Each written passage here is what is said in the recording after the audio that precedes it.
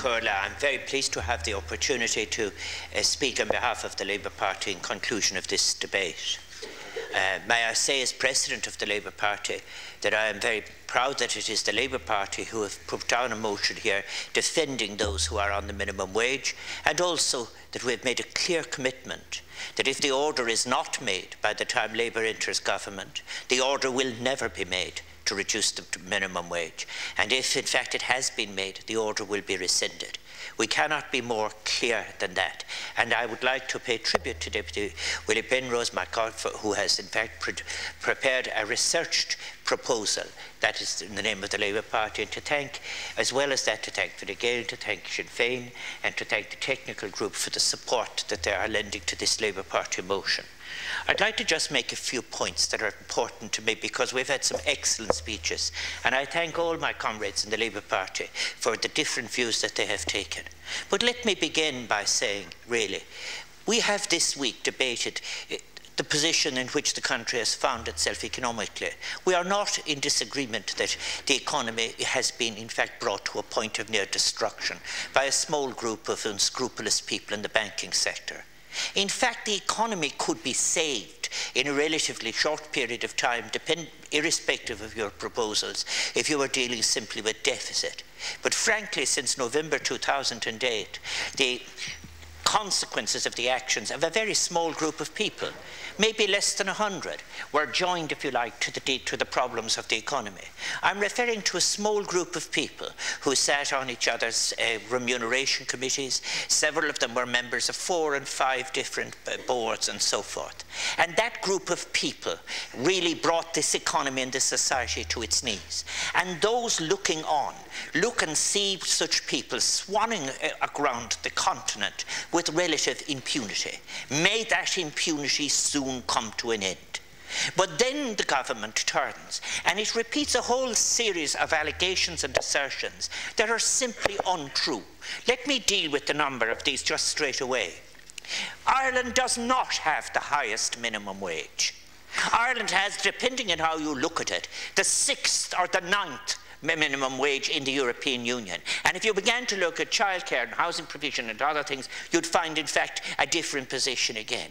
Again, there is no connection between the minimum wage and increases or decreases in unemployment. There's just one assertion that I can make with total confidence, and that is reducing the income of those on the minimum wage and taking 150 million out of the economy will have a deflationary effect, which will have losses of employment as a consequence. Why?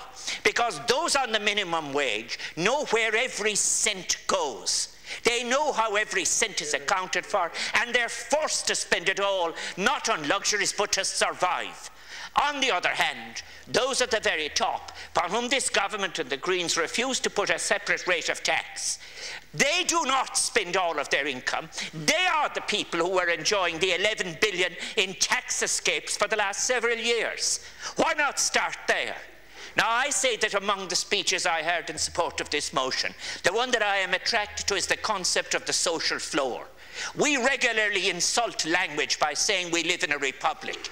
We do not, because if you had any version of citizenship, you would say that there should be a floor below which nobody would be allowed to fall, be it in relation to health or housing. And Amartya Sen, for example, the Nobel Prize winner in economics, he has said, the test of your citizenship is your ability to participate in society without shame. That's what the minimum wage is about. It is about the right of people to be able to go about the ordinary things that you should be able to do in a free and decent society, be it in terms of education or health or housing or whatever. And what's more, those who cut the income of those on the minimum wage, you are visiting poverty on their children. And I say this is a disgrace, because the words are like ashes in your mouth when you say, treat all the children of the nation equally. How can a mother treat her child the same as everybody else when she loses €40 a week out of her minimum, out of her basic wages?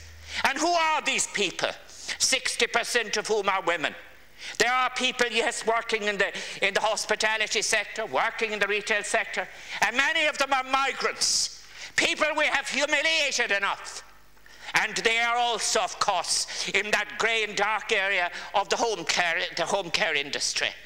So it is a myth, the myth of the minimum wage, that is stopping Ireland coming out of recovery.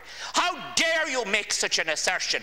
Not one, I say it as somebody who has dealt with social statistics all his life, not one jot of evidence. I say as well as that in relation to the whole question of how I test this. Between now as we recover in the economy, the test should be, how much inclusion is made possible by what we do. That's why you transfer income through taxation. How much exclusion is a consequence of what we do. And every euro that is taken off those in the minimum wage is creating exclusion. Exclusion of a spending kind that will have an unemployment effect. And in relation to the families and the children, ones that will drive them down into poverty. And then again, you know, the cynicism of it all. You know, as well as that, for example, at the point that has just been made in relation to what was the health levy and PRSI combined, for those over 200,000, that becomes an anomaly. The fact that they did better out of the budget than anybody else, that becomes just an anomaly. Well, is it not an anomaly to say that you have gone after the poorest? I think that in relation to this as well, there's something very interesting in relation to it all. What kind of a message are we sending out? You know what's very interesting about all the speeches that I've heard of it? Even the Minister of State in me knows I have personal respect for. The argument, you know, is this. The minimum wage is used as a standard for other wages in other sectors of the economy. That can be deconstructed into something like this. We'll use the reduction in the minimum wage as a battering ram. And when we've done that, we'll be all in then to reducing everyone's wages up along the scale. That's why those who are on middle incomes should stand with the people who are dependent on the minimum wage. Because if they have gone after the people dependent on the minimum wage this week, they'll be after you next week, and they will continue it on.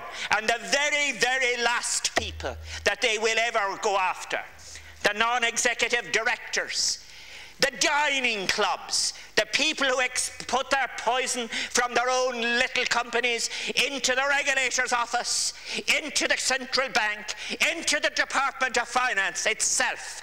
And they sat there and they now sit there with their failed version of the economy that generations will pay for. This is a time really then for all of us who are involved in all of this. Let's have a debate about restoring the economy. Let's have a debate, much more importantly, of putting ethics back into our society, where we link the economy to the society. And we say there is no child who should be hungry. There's no woman who should have to worry about how now is she going to compensate for the school trip that she was promised to bring her child on. Or no father who is going home and has nothing to offer his children. That's Sean O'Casey's Ireland. That's Sean O'Casey's Ireland. That was the real Sean who was able to chart the conditions of the poor in Dublin City. Unlike the Shawnee who was playing golf with the other notions who were saying, and that could get a public servant to say to him, right on, Shawnee, fair play to you, Shawnee. So these people who are talking about saying revive the economy, I say this in conclusion. We will have a debate anytime, a reasonable debate, about matters that are above the line of necessary citizenship. But let us agree. That's what a real republic would be about if we were making a beginning. Let's agree on the line below which no one will be allowed to fall. Let's not do it in health, from the birth of a child to an older person. Let's do it in education by saying every child shall be entitled to an education. Let's do it in relation to the other things, like participation in the public world.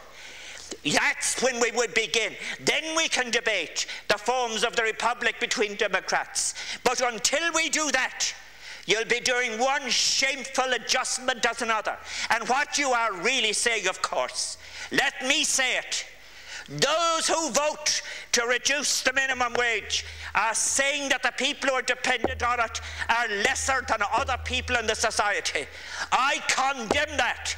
I condemn it as a Republican, and I condemn it as a socialist. And that's why I am proud to ask everybody in this House to support this Labour Party motion this evening. Yeah.